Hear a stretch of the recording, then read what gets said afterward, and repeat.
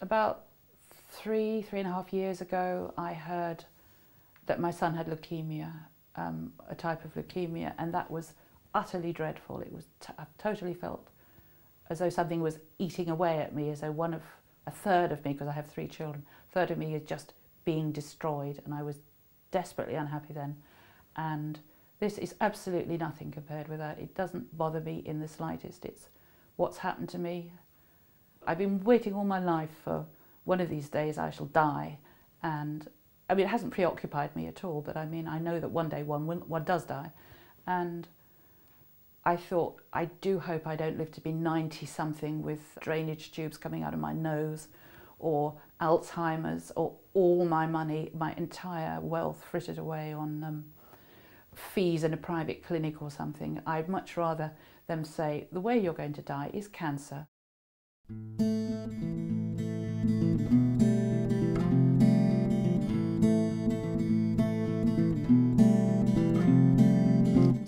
I'm Kate McRae, and I was 70 a week ago.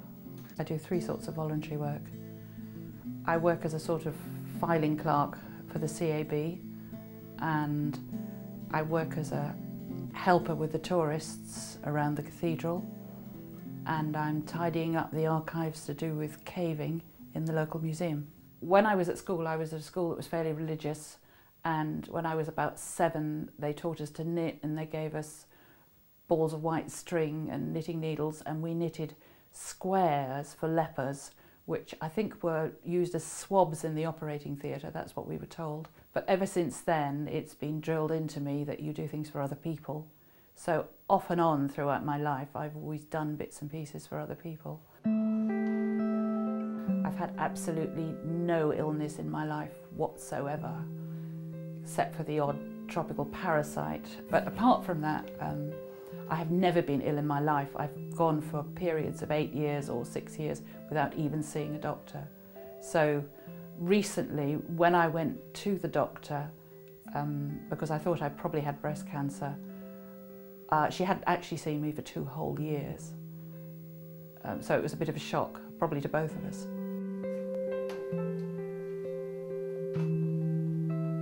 When I got the phone call and she said, "Are you sitting down?"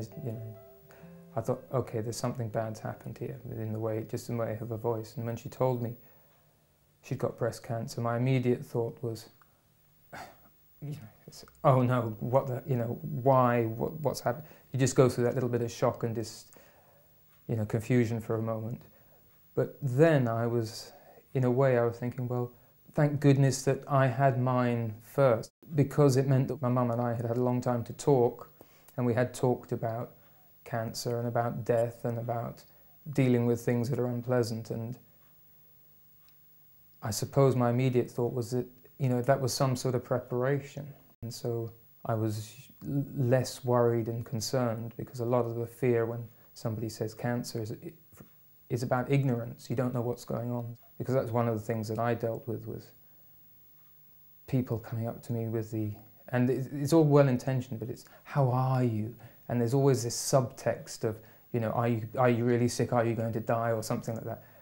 And she's managed to avoid most of that, because she's just kept it, fairly private. She's strong, and she's done, she's been through all sorts of other things. I'm sure I just assumed she would cope.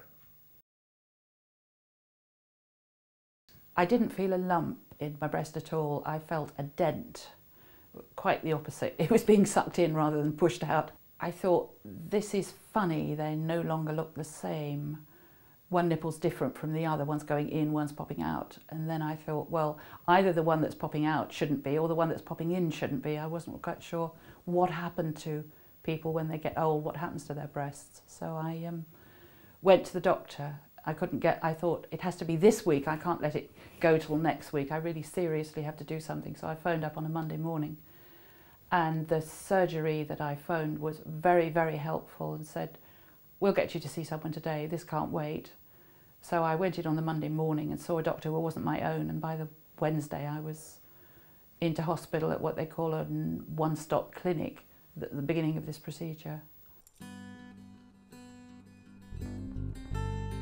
I saw a really nice young woman doctor, and she said, Normally we don't tell patients until they've had a positive biopsy that they have or have not got cancer.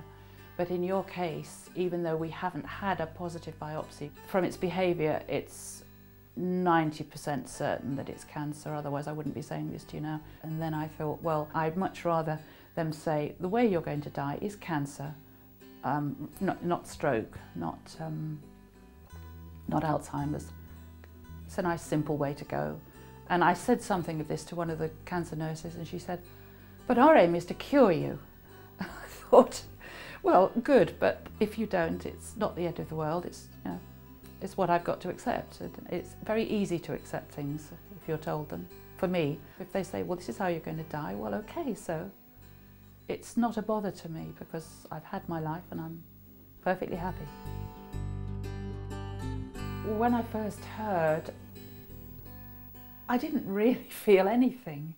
I came home and sat down and thought, and I thought, I'm going to be lopsided unless I wear something stuffed in my half of my bra, and that's going to be really rather horrible. I don't like plastic, I don't like foam rubber.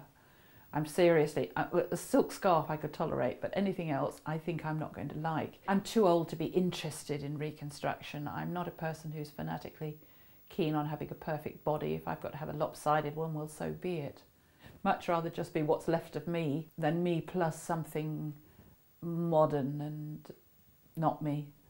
And then I started, next time I went to the hospital, I started looking at all the women sitting on the chairs opposite me and thinking, well, they all look as though they've got two. I wonder if any of them is like I'm going to be. So they're quite weird thoughts, not at all what I thought I'd think, just practical thoughts.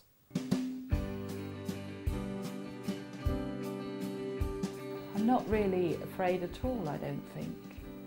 I'm afraid of spiders, and I sometimes sense ghosts or evil spirits in odd places. I get a funny feeling for atmospherics, which could be scary.